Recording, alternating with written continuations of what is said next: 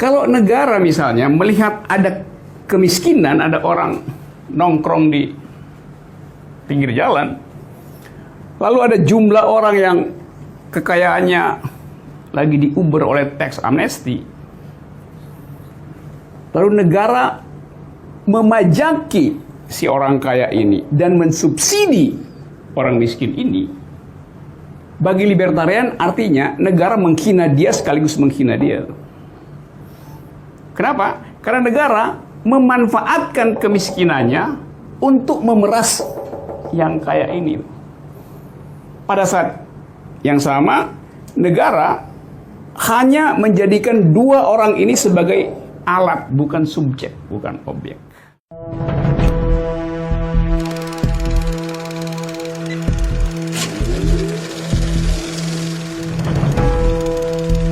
Scene 1, Apple, take 2. Jadi kita boleh sebut bahwa utilitarianisme mengandalkan jumlah keadilan, bukan kualitas keadilan, tapi jumlah keadilan itu. Gugus teori yang kedua yang mendominasi pembuatan kebijakan publik dikenal di dalam konsep libertarianism. Tadi pada utilitarianisme, keadilan itu dihitung berdasarkan jumlah kebahagiaan terbanyak yang bisa dinikmati oleh suatu masyarakat. Pada libertarianisme, keadilan itu tidak dihitung atau tidak diandalkan pada konsep jumlah kebahagiaan terbanyak, tetapi pada hak setiap individu untuk menghasilkan kebahagiaan bagi dirinya sendiri. Kalau ini produk nasional, kalau ini ada dua jenis masyarakat. Ini masyarakat yang kaya, ini masyarakat yang miskin. Maka negara disebut adil bila jumlah produk itu menghasilkan kebahagiaan pada kelompok yang paling besar. Mungkin nggak 100%, tapi 80%. Jadi jumlah ini harus fit and proper dengan bagian masyarakat terbesar. Yang ini boleh dibagi ke ini.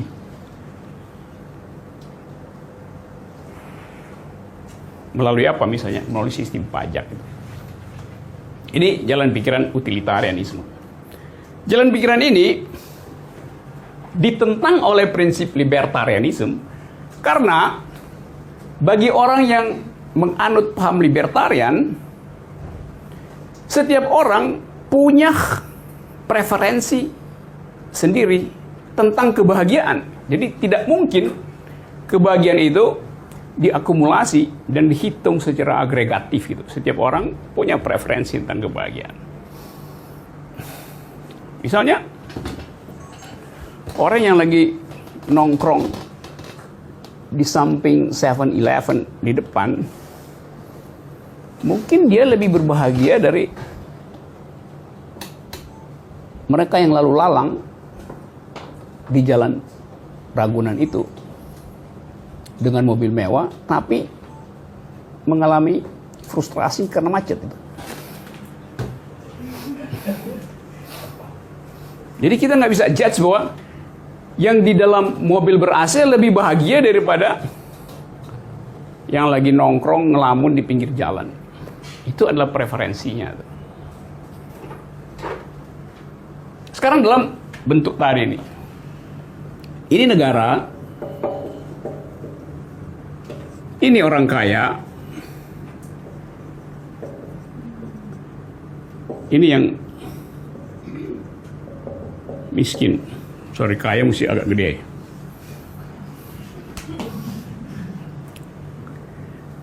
Kalau negara misalnya melihat ada kemiskinan, ada orang nongkrong di pinggir jalan, lalu ada jumlah orang yang kekayaannya lagi diuber oleh tax amnesty,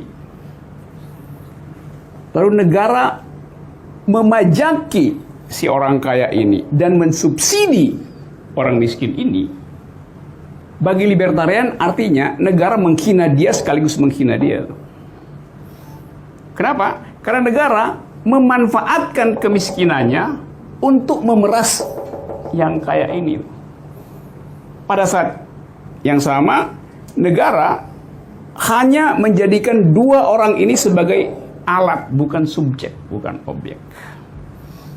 Jadi seorang libertarian akan menganggap bahwa tindakan negara ini dia tidak menghormati orang ini, sebab ini cuma dianggap sebagai alat untuk diperas. Demi apa? Demi ini. Jadi ini juga diperalat untuk memeras ini. Ini adalah alat untuk menyumbang itu. Bisa nangkap nggak logiknya? Ya? Jadi seorang libertarian akan anggap bahwa negara itu nggak boleh sok tahu tentang jenis kebahagiaan orang itu. Hal yang sama berlaku di dalam jenis kenikmatan seksual misalnya. Negara mengatur bahwa seks itu artinya seks antar laki-laki dan perempuan. Kalau seks itu terjadi di antara sesama jenis, negara menganggap itu bukan seks. Padahal negara nggak pernah mampu menikmati keindahan seksual di antara dua orang lesbian atau dua orang homoseksual. Karena negara cuma tahu satu etik, yaitu etik heterogen. Bahwa sensasi berciuman itu lebih nikmat di antara dua lidah yang sejenis misalnya. Negara nggak punya pengetahuan tentang itu. Tapi negara sudah tahu.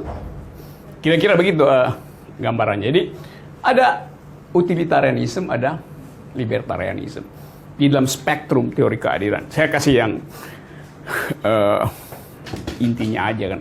Ada banyak teori tentang justice, tentang komunitarianisme, egaliter. Tapi yang kira-kira bisa kita pakai malam ini supaya lebih ringkas untuk berdiskusi tentang akibat dari penggunaan teori yang keliru terhadap kebijakan publik. Sekedar untuk name dropping supaya kita sedikit punya sense sejarah. Ini biasa disebut sebagai gugus teori yang dihasilkan oleh para pengikut Jeremy Bentham. Ini gugus teori yang dihasilkan oleh cara berpikir Immanuel Kant. Nanti saya terangin sedikit ya.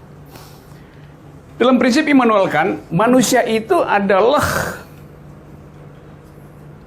subjek yang utuh.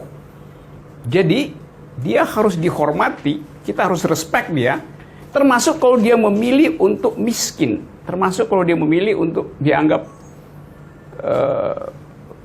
outlaw itu.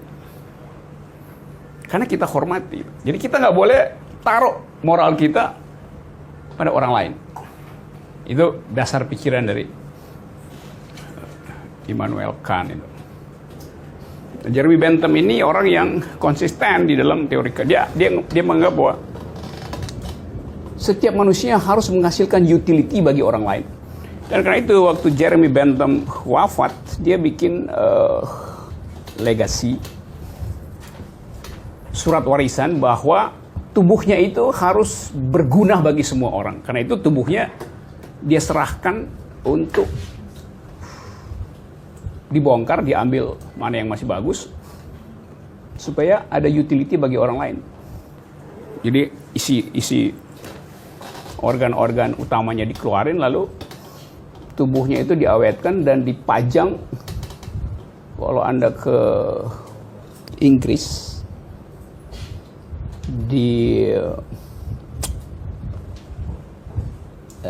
University College, ya itu saya nggak tahu sekarang masih ada di situ. Di depan pintu masuk itu ada kaca kayak box telepon, di situ ditaruhlah jenazah Jeremy Bentham. Jadi dari tahun udah 200 tahun ditaruh di situ. Dan University College itu adalah semacam upaya Bentham untuk mempraktekkan teorinya, karena pada waktu itu Universitas London University itu didominasi oleh orang kaya aja. Karena itu dia bikin universitas untuk menandingi itu, bahwa kaum yang tersingkir harus punya akses pada sekolah. Jadi Anda lihat pada waktu itu dia sangat revolusioner. Sekarang kita kasih kritik bahwa dia tidak, walaupun kritik ini anakronis, tapi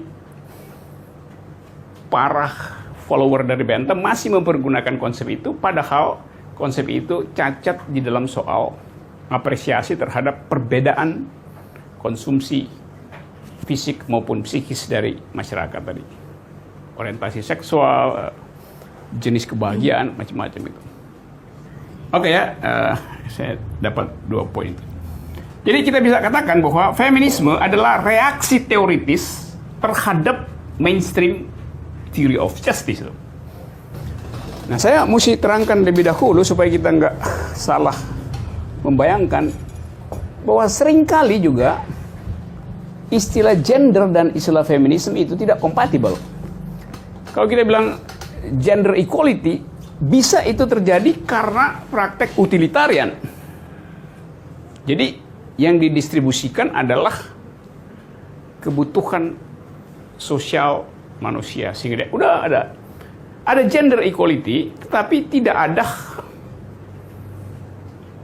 pemutusan hubungan ideologis dengan patriarkisme. Jadi patriarkisme masih bisa bekerja di dalam fasilitas gender equality karena ada kesalahan perspektif. Di dalam gender equality orang ingin menyetarakan hak melalui kebijakan.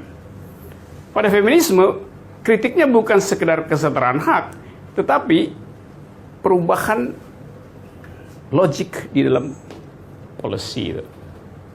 Jadi feminisme lebih tajam sebetulnya karena dia ingin agar supaya seluruh jenis patriarki berakhir.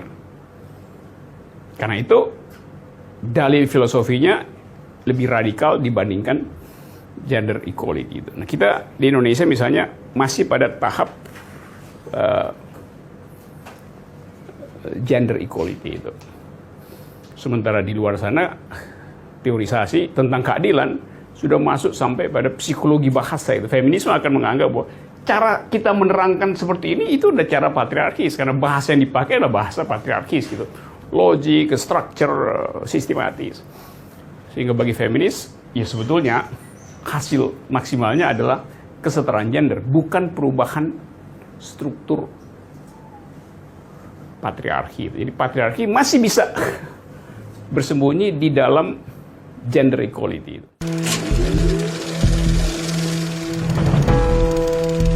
Scene 1, Apple, take 2.